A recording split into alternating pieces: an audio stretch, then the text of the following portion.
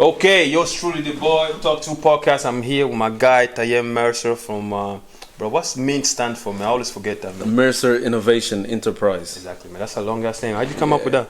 Do you know what it was? Yeah. So me and my brother, obviously Mercer is the new legacy that we're trying to create. So we were looking at, when you look at Mercer and innovation, we like that because innovation for me just says doing something a different way. Okay. And getting a better result. So that's why we came up with the innovation. And then enterprise is just the fact that like we like the whole concept of creating something big.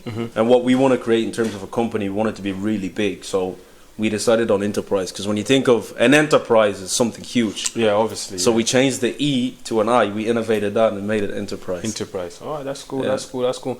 So now that you're finally here, okay, for those of you guys that don't know, I've been trying to get this guy to sit down with me because, you know, I went into one of his motivation speech, one of his shows. When was it? I think it was about a few months ago anyway. I think it was early March. Yeah. It was in Dublin. I went in there and I sat there and I was like immediately impressed by the panel that you had there. You had like multiple people speaking on it, like people speaking about. There was a girl. She was like from Nigeria. Yeah. And she was talking about females. I forgot what she was talking about. Yeah, her. She was really great. Yeah. There was another Irish guy who sat down there, spoke about some of the stuff. Yeah, he touched on some of the stuff. He was great too. There was a professor from college. There was other professors as well from college as well, from Africa as well.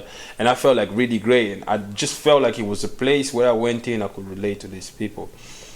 And on top of that, because I'm going to let you speak on it as well, because you have an upcoming show. And on top of that, you had like this girl, I think that's where I discovered this girl, Tolu McKay. I think Tolu, yeah, she's great at singing, yeah. Quality. But anyway, bro, man, just tell the people who you are, what you're working on, and we can start this. Yeah, so as you mentioned, like, you know, we have a motivation speaking platform, Mercer Innovation Enterprise. It's called MIINT Talks. So that's like a subset of what the company is. Yeah. Why we came up with MIINT Talks is the whole concept of when I was growing up a couple of years ago. I'm only 26, by the way. But you know yourself, life feels long when you're growing up. So I was looking for people to help me. I was looking for successful people like who can give me information on how to get from A to B, and I couldn't find that. So ultimately what we ended up doing then was, look, let's create it ourselves. We got information, we know how to move ahead in our careers, we're developing different things to make money, just to be better as people. So our whole platform is to motivate other people, is to give that back. And we invite different people, we bring different speakers on our platform so that they can help people and share that information. Because when you work alongside, like I've sat in boardrooms with top CEOs of multi-million-dollar companies, and the information that they're giving to me, I'm thinking, wow, if I got this 4 or 5 years ago. Yeah, definitely. Do you know what I mean? Game changer. Yeah, you know? And for us, so we want to give that back to people and take them to the next level, because we want everybody to grow. And that's our whole concept. When you talk about motivation speaking, like you're changing people's life, it's more than motivation. It's giving them skills that they can use in real life. Knowledge, basically, yeah. That's exactly it. And how I just want to find out, because like when I saw you guys, like when you guys created that, my thought process was just like, how was it the way you guys like built up the whole thing? How did you start it? Because like it's easy to like sit down and say, yo, dude, listen, man, let's build a car. Yeah. And everybody can get together and say, we're building a car. But it's the part where you actually start building the car and get everybody to invest their time, the money, all that stuff in behind it. That's when people usually like say, you know what, this is way too hard. How was it for you guys, like, you know, to kind of like just come up with this stuff, like, you know? So, you know, in life in general, and we played sports, and I come from a background of a lot of different transitions and suffering, and this is what I say to people: embrace whatever you go through in life, and that gives you motivation to keep going through whatever happens. But throughout that entire process, like the thing I say to people, sit down with a group of people, share those ideas back. Like we sat down, so it was me, my brother, another guy I'm very close with, Abdul. Yeah, that's the guy. I think that's the guy who was on the computer. Yeah, so we sat with Abdul and we discussed it because we read a lot and we developed. The difference is, before we started the company, my brother said, look, let's get these books and read it. Yeah, that's the key thing. Before we even done anything, we made anything or we planned anything, he went out and he said, look, these are the 3 business books that we need to read that will show us how to get ahead and just confirm some of the ideas we have. So before we went official with anything, we read books. We wanted to do it like 2 years before.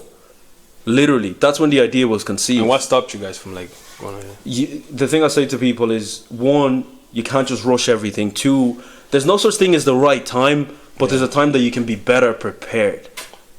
And we wanted to be better prepared. Not to perfect it, because I know like you're never going to be perfect. Like there's so many things that we're learning right now. But at that time, it was just, you have to trust your gut. Yeah. Just trust yourself, because there was people pressuring me.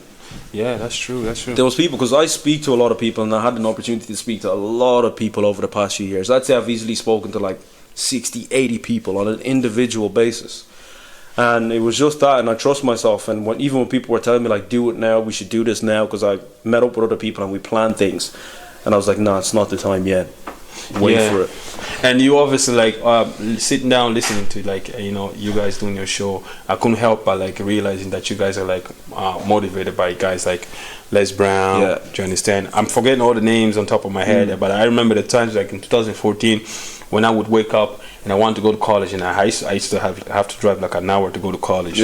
So like waking up in the morning, 6 o'clock in the morning, and you're thinking to yourself around 7:30 you have to be like in college, and you're thinking like, oh man, this is gonna be so hard. And I always used to put Les Brown motivation speech, and it was the one thing that it felt like you're by yourself, you're alone, you're going through this journey alone, but you can make it happen. And that voice always came in the back of my head whenever I encountered like difficulties and all that. But anyway, my main point was like, you guys have another show coming up. Is that we're just gonna like shout that out before we move ahead? Awesome. So we've got a show. We've got an event coming up on the 7th of December. So all our posters and stuff are going to be released next week, and it's going to be around the goals of getting successful. We want to make it more practical, because some of the things we've done before, we do a lot of theory and a lot of conversation and different people speaking. But now we actually want to help people to apply those skills. So we're going to cover different areas. What can you do now to prepare yourself for success? How do you plan to be the best version of yourself? How can you position your life to be successful 1, 2, 3 years down the line? Some of those things you can do now. What are the key skills that you need now that can help you be in that position? And then we're going to do some practical exercises. We've probably 1 or 2 different speakers that might come in as well. But it's going to be good, and I recommend it to people, because the thing is, we're normal people on a journey trying to be the best version of ourselves. And it's tough. Coming from a black background, we don't have a lot of successful points of reference to look at. And that's why when I said to you, like, why we started, because I was looking for people to help me. I was looking for people to motivate me.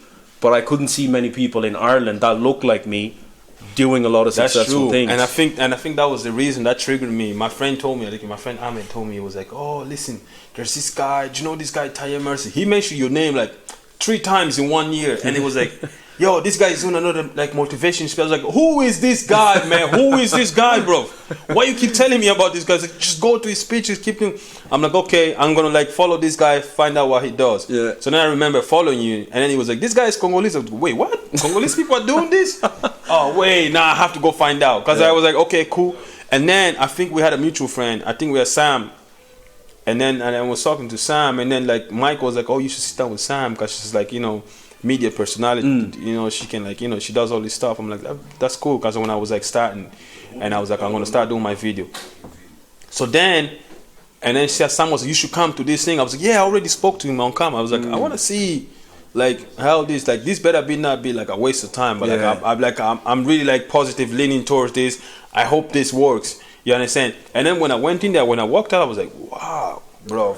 And I came back, I remember sitting down with my friends, like, these dudes are doing things, man. I'm like we're sleeping here, wherever we are, like, we have to be able to, like, to be able to do big things. But when I went there, I left with something. I definitely left with like, wow.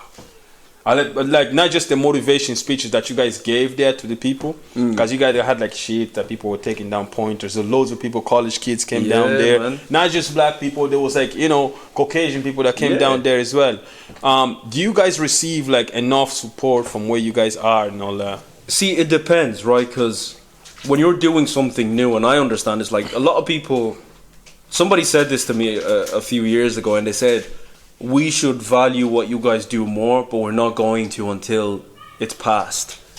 And it made sense to me, because when you're doing something, people won't understand it now. But 4 or 5 years down the line, it becomes valuable. If you look at like some of the most successful people in the world that died, right? The likes of Tupac and things like that. What they were saying, people took bigger effect after they were gone, because it made sense then. When you're doing things and people are going through their own journeys, they don't really see it yet. It's the same for like the likes of Nipsey when they died as well. Like, you know, then they became a bigger, off. You know, God willing, I don't want to die for that to happen, but like, I do get support. This is the truth about it, right? We get support, we get messages. Now lately, I'm getting it more from black people. Prior to that, it was a lot more support from white people who message me on Instagram and things like that. Like, look, what you're saying is good. You know, this helped me. This is motivating me.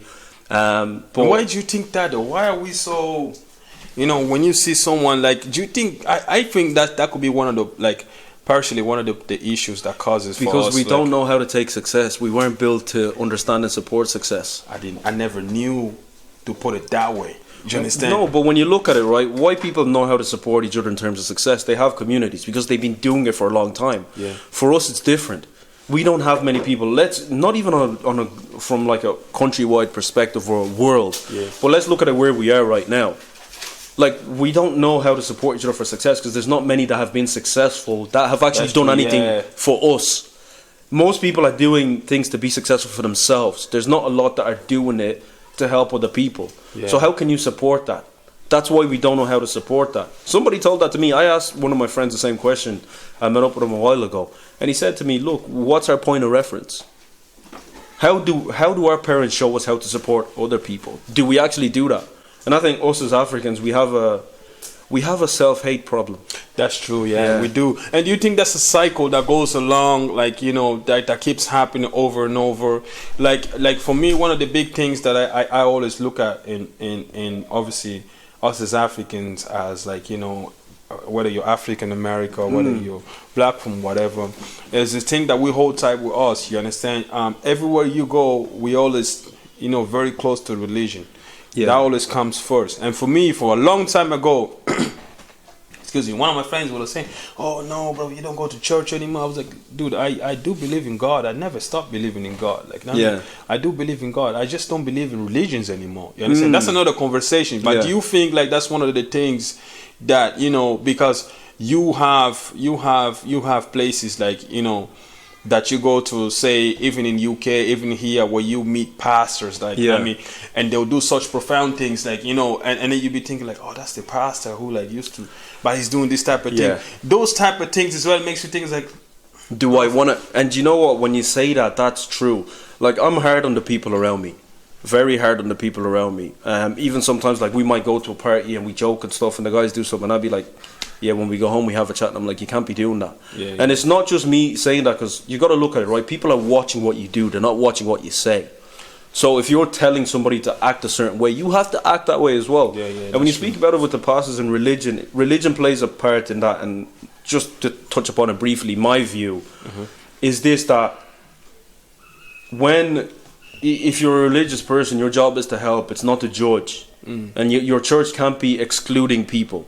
And right now we have a situation where people don't feel like they belong in a church. Like, people who are committing crime, the people who need church the most, feel like they can't go there because they're going to be judged. Yeah, that's the thing. But they need it more than the people that are there, because the people that are there, they know why they're there. Let's say some of us are saved and we're walking the right way, but the people who need it more don't feel like they belong there. So what are you doing? My thing is, right, whenever we talk and we plan about our events, it's who else, like, how can we attract new audience? I care about the people that are coming already, but I have to care about the people who need this. How can we change what we're doing, or how can we help them, or can we go and see them? Can we go and talk to them? Like, there's a lot of young kids that rap, right? And I speak to them, especially in Ireland. Like, we've got a couple of young kids, like 24 Smiles. The young kid, I'll show you his thing on Instagram. You should check him out. They're doing quite a good bit of positive things in their music side, but it's different to what I would do. Do you know what I mean? But I still support them and I encourage them. Like, whenever I'd see them, I'd give them advice like, look, focus on your music, stay away from this side of it, because your music is what's going to get you paid. Your music is what's going to take you out of this situation. So work hard on that. But in our religion is teaching us to be divided. Yeah, that's true. Oh, you can't, you know, be careful of Muslim people. Be careful of these people. Be careful of walking down this path. It's very old regime. Like, every time I go to any church, I feel like the old regime never changes. I mean, it's based on fear. Do you understand? Like we live in a technology world, and if you're up, here's my thing on that, right? If you're coming there, and a lot of people go there because they have financial problems, praying alone won't solve your financial problems. I need skills. I need resources to help me get to where I need to get to. I need somebody to help me get my dreams. But if you've never achieved your dreams, how can you tell me to achieve mine? What are you going to tell me? I personally feel like some churches they're business. Like churches is based on, it's a business. Like people would come in, and I remember like me and the guy you speaking, the one did the whole setup. Like when we started the shows, we got all in over our head. We like, because it was one point we were making money. Yeah, we made money. We're like, okay, we're comfortable. We have a following. Everything is cool. We're doing something great. Because I started doing the shows, because it wasn't because I decided, you know what, I want to go meet girls and I'm gonna start doing the show. I started doing the show because I felt like when we go out to places where we can, like, you know, have fun and all that, there was no music for, like, there was no urban music. Yeah. You know what I'm saying? There was nowhere you can enjoy. So I started doing it for, like, people that enjoy that type of music. Not just because we were black, African, but we're like American, Caucasian, Polish, whatever you came from. So I did that indeed. And then we met people that proposed the fact that you guys can do that. Do you think you guys can pull off starting a church? And I was like, I laughed. He was like, no, listen, you have a certain aura about you, because I almost became a deacon. Yeah. For people that don't know, I almost became a deacon because listen, there's a certain aura about you. You can be the quiet guy. You understand? All you have to do is, you understand, you study the Bible. You study the Bible, okay? He will be the front man, businessman. And then this guy is like, oh, so when you do like all these things that they do from Monday, Wednesday to Friday, money comes in. Then you have the Sunday service, money comes in again. Then you have people that are funding the church. Do you understand? So that's imagine how much you can make a week. And I start there, and then they did the calculation. Bro, we can do this. And then like, he was like, yo, listen, you need to start studying the Bible and stuff like that. What's funny is...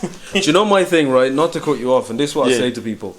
You have to be careful about who you give your attention to. Yeah. And who you give access to your brain to. We don't understand that. We think everything is spiritual or some way in our African culture. Yeah. But what you don't understand, and I sat there at the start of the year and I had a conversation with my brother, and I'm like, you have no idea how dangerous it is for people to give that much attention in a church if the person standing up there is not giving them the right guidance, because their defense is down, their mind is open. What but you're like saying when people are is most vulnerable. Like, I think that's when what you're saying is they're coming to believe that because they think you've been put there. But you got to be attention. I'm careful about who I let give me information, and I say to people, if I'm saying something, watch it, assess it. Does it make sense? Be cautious about it. Is that something you want to listen to? If there's things you want to question, then question it. But in a church environment where you're told don't question things and just follow, it's very dangerous. So you've got to question things. That's my advice to that side. But I know on the church thing we can go on that for a long time. I don't really want to get political, but for me it's like you can't be afraid. You have to have faith. You got to invest in yourself. Follow your dreams, because there's other people that are going to try to pursue, and as you said, they see something in you and they think, if you did this, it will help you. But that's not your gift. That's what they're seeing. But they don't know everything that goes into it. They don't know what your ambitions are in your life in general. Yeah, man. Bro, we can go on forever talking about the whole religion thing, man. I'm quite sure we're going to have loads of people just giving us heat. But I don't mind. Whatever questions you have, comments you have, just put it down below. But listen, mental health week, okay, that is something that a lot of people avoid talking about it. And I remember when I released one podcast alone about mental health, and I got a lot of backfire for it. But like, I don't mind that. Like, I mean, as long as people are listening, it triggers something in their mind, makes them think or whatever, it's cool, because I'm here to spread information. From someone who's gone through that, who understands mental health. For this week, all the events that's going on, all the celebrities that are joining in and stuff like that. Obviously, you guys, I remember the last show that you guys did, it was about mental health. It was. Yeah, what's your like, you know, what's your takes on it? Obviously, I know you do this every day, but just like obviously on this platform, I wanted to hear what's your take on it, on mental health, especially as here in Ireland, it's something that can be easily avoided. True. You know, a lot of people look past it. Very true. See, it's a hard one, because you never know what people go through, and we're good at hiding it. Yeah, and even myself. But one thing I can say is, if you talk about these things, it helps you. Like, we were doing a show last month, and before the show, a week out, my best friend called me and he said, look, can we talk? We met up for lunch. And I thought like everything was cool. I was looking forward to the lunch, and we sat down, and he told me, oh, my dad has cancer, my dad's dying. All right. And for me, that was like, I walked away and I was like, he looks fine, but that's going on. It's scary. And if you don't talk about it, it can affect you big term. And I think people are scared to talk about it because they don't know what to do. So we don't want to feel accountable. For parents, and I think feel weak as well. I think you do, well. But it's necessary to be weak. Like, life is hard. Like, there's suffering and there's so much that goes on, and it's just hard in general. But you have to be open to talk about it. And when you have a problem, say it. Like, I'm not okay. Call someone close to you. That's my issue. I think it needs to be spoken about more, and I'm actually seeing it more. I don't know about you, like on social media. Yeah, but like, I am seeing. I think it like slowly it's evolving. Like, but I always feel like, from the background that I came from personally, like family and all that, there was always like a case like when you speak about mental health and you're one of those. They'll always think like you're one of those loose. You're one of those loose child. Like, you're one of them that like, oh, he's one of them that like, you know, like he came out loose out of the 6 kids. Do you know what I'll say though? You know, do you know what I'll say? It's a brief one. From a parent perspective, and this is what I've thought about this a lot. From a parent perspective, and why parents avoid talking about it, because you don't want to fail. That's true. You don't want to fail your kid. So when your kid comes to you and tells you, I have a problem that you probably can't help me on, but I need you to help me with, it's almost like, oh crap, what do I do? And it's hard to seek professional help. In places where we're afraid to seek professional help, I don't believe that medication is the solution to mental health problems, or somebody's depressed that you give them medication. Because they'll become dependent on that, but when the medication wears off, the problem is still there. Yeah. If it's a problem where like you've lost your job, or you don't know where you're going in life, and that's what's making you depressed, and if life is not progressive, it makes you depressed. You feel crap when you're not progressing in life. So if it's any of those areas, don't take medication to deal with that. If it's somebody's left you, don't take medication to deal with that. That's true, yeah. You have to grieve, you have to deal with it emotionally, face the pain, and then look at how you fix those areas. Yeah. If it's financial, take time and invest that time to fix the problem before getting the medication. Because they can give you medication, the medication fixes or regulates your mood, but what happens when the medication is gone? That's true. What happens when you go home? Your problem is there. Yeah. A few examples I'll give, because for me, I've went through, for me personally, I've went through different experiences of mental health. I went through a stage where I wanted to commit suicide because I didn't know where my life was going, and that was at 18, where my life fell apart. Relationship with my father wasn't as strong, different things happened at home, and then to add to that, I had no career opportunities. My girlfriend left me at the time, so it was a couple of different things. Yeah. The first thing I had to deal with was, okay, overcoming the relationship problem. That I've lost somebody I've spent so much time with. I think it was like 1.5 years, but at that time as a kid you think like, this is my world. And then I had to deal with the fact of, you know, the parent issue that's going on. So you deal with those factors first, and then you can actually find ways to start, okay, how do I get stronger? But it was hard because I didn't talk at that time. I had nobody to talk to. I didn't know how to speak with people at home because we didn't have that relationship. And it's easy to make those decisions at that age. You know, because that's what to just make a bad decision. That's what seems logical. You don't see any other way. But anybody watching this, and I know there's people watching this, like, there is a better way. Whatever you're going through right now, if you give it time fixes everything. But at the same time, you have to be willing to take some responsibility and really just seek help, or come up with a plan on how you can fix whatever area is broken. Really take some time to look at your life and look at where it's broken. I want to fix it. And if you're not making progress, that's the toughest one, bro. Yeah. And I think like youth reach can be like good as well. Like even creating communities where the youth can come and just like be able to talk to someone, you understand, that's going through whatever issues you're going through. But what about parents? I'll ask you, like, what about parents' responsibility to this? Because I know we're talking about youth. Like a kid can't take care of himself. Like, it's funny you said about that. Like, I was going to ask you, and I remember one time you talking about fatherhood and all that. And I know how important it is, you know, to have a father figure for a male, you understand? Even for female as well, do you understand? And even just both parents as well. But like, you know, it's very important in this day and age, especially with the generation coming, like for our generation, because you have people that like I'm very serious keen on it, like the way people like go about their business, the way they like have kids and stuff like that, bring them up in an environment where it's very toxic and everything like that, and then on top of that, they'll get to a point where they don't know how to advise their kids. You understand? Like, what's your take on that? Like, you know, how important is, you know, to like, you know, to have like, you know, the fatherhood figure and all that kind of stuff. I don't know, you know, which way. So I don't know if you can speak on it, but I wanted to know how would you know, what's your take in and what's your experiences through that. I can see.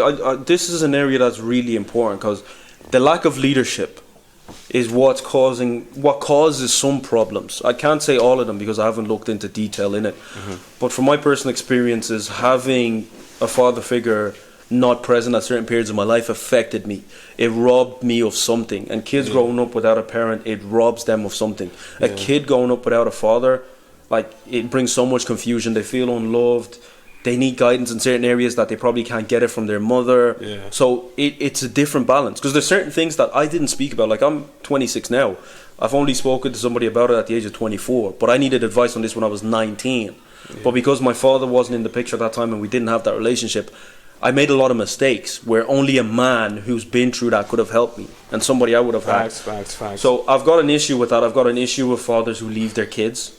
It really pisses me off, because I've experienced it myself. It's not nice. It leaves kids confused. I could have killed myself at the age of 19 because of things like that. I looked into a situation where like I'm a certain age where people would say like, you should have kids and stuff like that. But like, I sat for many years and I felt like whatever will happen to my life, you know, it's just like one of those things that, you know, I can only control, and I'm the one experiencing, and I'm the one who's going to be able to deal with it.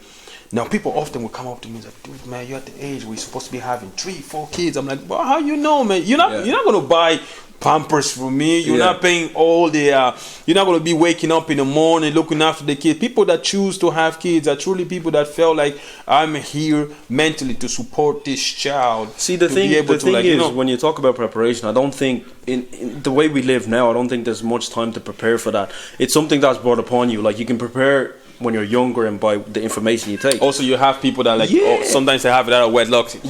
No choice. My thing is, like, as a parent, if you, as a father, the minute that happens and you have a kid, no matter what it takes, you have to be there. I don't care. Like, it's not acceptable for you to leave your kids completely out of the picture because their mother doesn't want me to see them. There is those situations. Then go to court and fight for your kid. That's my thing. Fight till you get your kid. And if it's in a case where you don't get along, you have two choices. Either you fix it because it was your choice to make that, or you seek a way to be present in your kid's life. It doesn't matter if you have to, you know, change jobs or whatever it is. You got to do that because you brought something in the world that you needed to thrive, and you got to be there for a kid. The kid suffers in all of these situations. The only person that suffers the most is the kid. As unhappy as a parent may be, a mom and a dad, what's doing to the kid, trust me, you can't explain it, and it's not nice. It's just not nice for the kids growing up. It's terrible. Tayem Mercer here. As you can see, yours truly, the boy Talk2 podcast. Back here, I wanted to speak about something that I just wanted to touch it, like just a little bit away from, like, you know, the topic that we were discussing. I was watching this video the other day. You know, I was just scrolling to YouTube. You know, like, you know, you get suggested this video and stuff like that. And there was this video about the sexual harassment that, like, you know, like all these African kids receive when they go into like colleges, like special places like Western Africa, like, you know, when you have like places like Nigeria, Ghana, in colleges, kids are forced to, like, you know, like pay with sex for the grades and stuff like that. And I, you know, watching that thing there, they just like, it pissed me off completely, like just watching that. And for me, I felt like it was a fail for everybody, because those people that, you know, they had the knowledge, the power to be able to teach these kids to be able to strive further, not just for themselves, but obviously for Africa, to represent their country or whatever.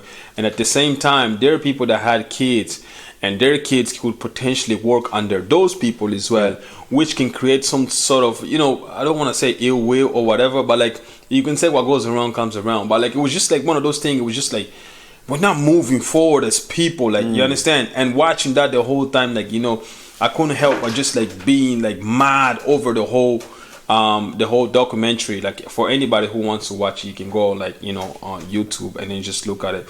It's sexual harassment, college kids in Africa. I just wanted to hear your take on it, what you think about that, if you've ever heard of such things.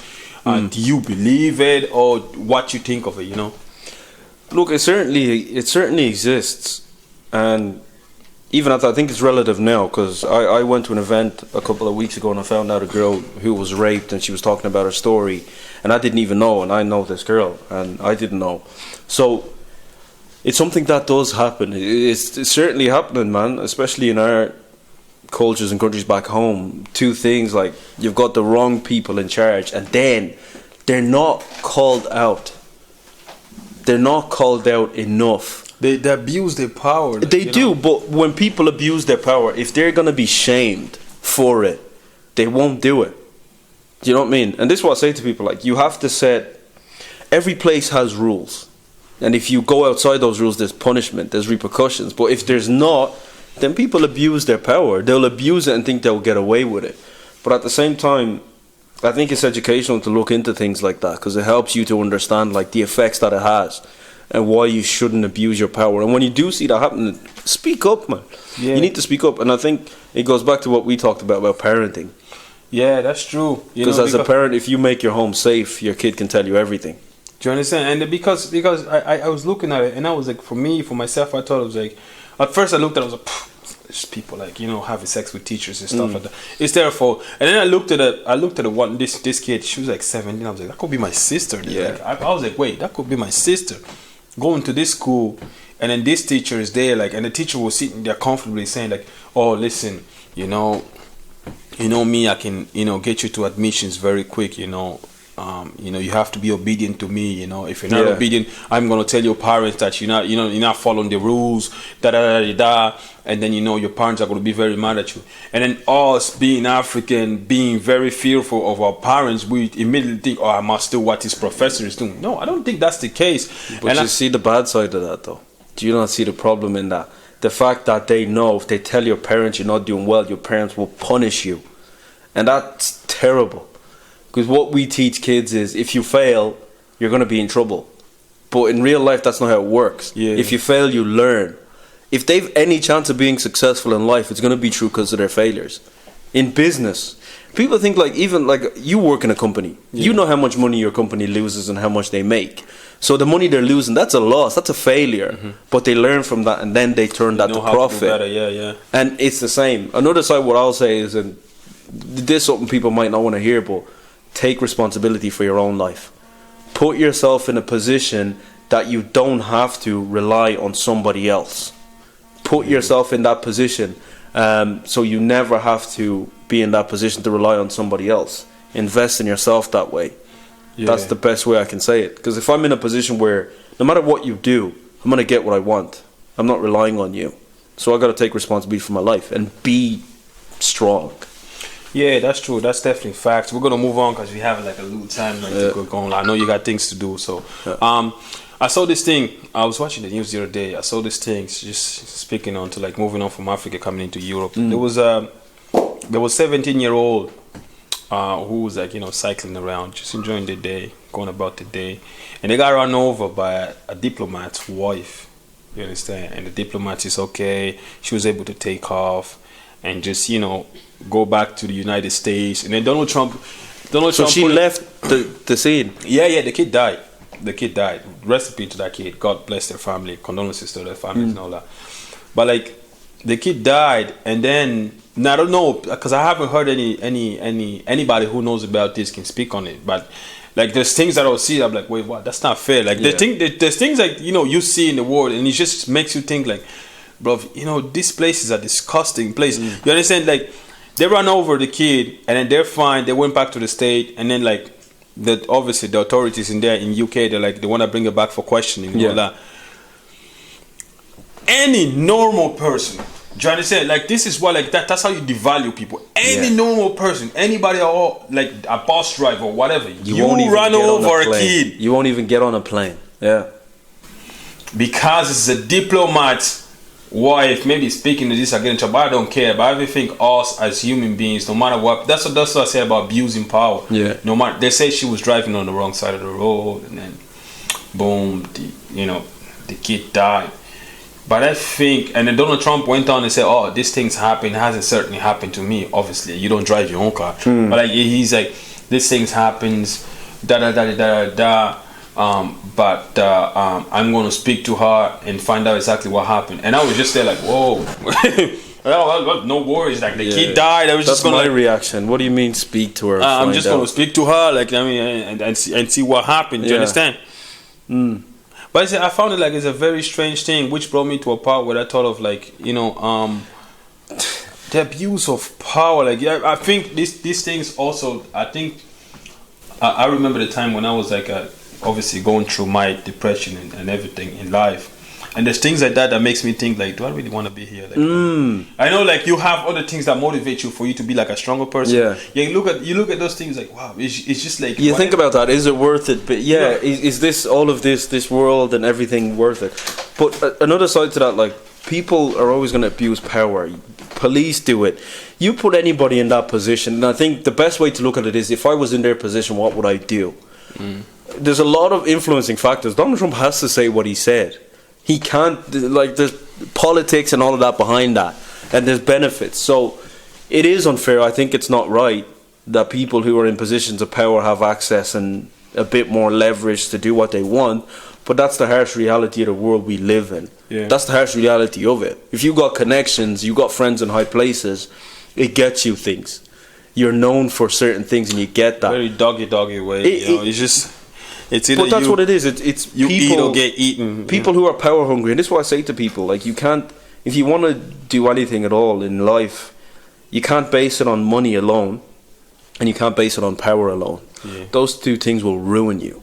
And I'm not saying don't want money. Money's a nice thing. It's nice to have, and it helps you access things and afford things, and it's good. Have ambitions, but everything can't be based on that. Otherwise, you become like those people, and you'll be in that position. And because you can, and you know you can, you'll drive off, and there's no empathy. It's like the human side of you is completely gone, and it's just the dark side, and there's no balance.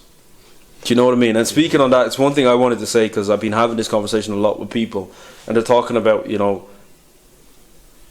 ambition. In the world we live in, I don't know what your opinion is, it's almost like if a man wants power and he wants success and he wants to be recognised, it's a bad thing. And people think of him the likes of those people, and they're the likes of Donald Trump and things like that. But you don't have to be.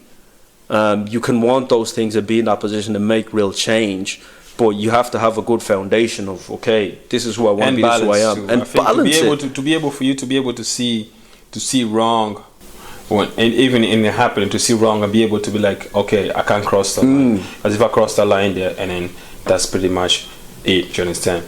In other news, I was going to, I don't know if you could discuss this topic. I was going to take your take on Australia allowing 5-year-old kids deciding what gender they can be. I'm not a parent, but like, that's out of control. For me, from my perspective, I just think that's mad. Like that, like, how? So a kid at the age of 5, what moral compass does that kid have? Like, the kid doesn't know much about the world yet, and you want them to be able to decide and say, okay, I want to be this, and that's fine. There was a strong argument that people will say, some can say, I want my kid to be able to be free to decide whatever they want. You understand? Would you give a 5-year-old a shotgun? Gender-wise.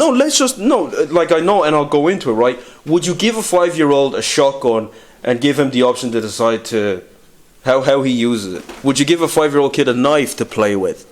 Would you give a 5-year-old kid a car to drive? Would you give a 5-year-old kid... Do you think that's the same thing though with a gender? No, hear me out where I'm going with it. Would you give a 5-year-old a car to drive? Would you give a 5-year-old a business to run? No. Would you trust a 5-year-old kid to teach you? No, obviously not. Would you put a 5-year-old kid in a position to educate people? No, obviously. Because that decision of him choosing the gender is him choosing to educate himself on his world at the age of 5. How, like... I understand when they're grown and people are free to be who they want to be and choose their own gender. I have no problem with that. I believe in different things, but I can't discriminate on that. But at the age of 5, for a kid to make that choice, like, have we gone mad? Could be. Like no, I'm not quite sure about it. For me personally, I just don't think like the kid doesn't have enough information. It depends. Like if it's a smart 5-year-old and they know everything, then great, they can make that choice. I But don't think there's such thing as a smart 5-year-old, unless you're born literally with like specific gifts that you have within yourself that you can present. But then again, at that age, if you're born with those specific gifts, you have certain people at high power investing in you and saying like, that's a future person that we can look into it, you understand? So you won't be out there like having time to like choose genders and stuff like that. But even now, because that question is, I find it mad. Because even now, how do we tell kids what they are now? Yeah, because I think that's the time when they figure out if they're male or female. How do kids make that choice now? Like, how does your 5-year-old make a choice whether I'm a boy or a girl? You dress them in whatever clothes they fit, because if it's a boy, he dresses like a boy. And you give them toys that boys play with.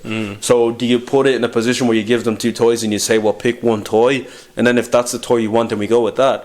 Because at the age of 5, next year the kid is going to want different things. The year after that, the whole world changes. It changes the whole time. So if you give a kid that, I don't understand how you can track that, or how that makes sense to say to a 5-year-old, what do you want to be? And then what do we do after that? Do we say, okay, now that you said you're going to be a girl, we're going to make sure you're a girl, and if you're not a girl, we're going to make rules so that you can't be a girl? How do you do that to a boy at the age of 5?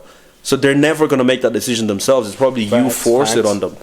I think there's a thing where our governments and society can become tyrannical, and these things are because of political influence. There's a motive behind that. Yeah, that's what I was thinking as well. There's a motive, because we've been living so far now, and none of these rules were there before, and people still chose when they got to a certain age that I want to be transgender, I'm a boy but I want to be a girl, or I want to be lesbian, or this.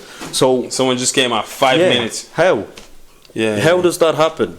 You got to understand that. So that's my opinion on that anyways. It just doesn't make sense, and I don't think it's coming from the right place. Yeah, that's true. Anyway, that's it from us here. That's it from me, yours truly, the boy. I'm going to let you give out your social media outlets, to the people that don't know you. So I'm on Instagram. If you want to find me on Instagram, Tayem_Mercer. We got a lot of stuff going on in terms of motivation, positivity, helping people grow in real life skills to get you from point A to point B.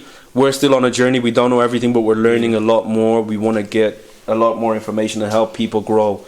I'm an underdog. I come from an underdog background, and I want to help underdogs as well win, because it's possible and you can win really big.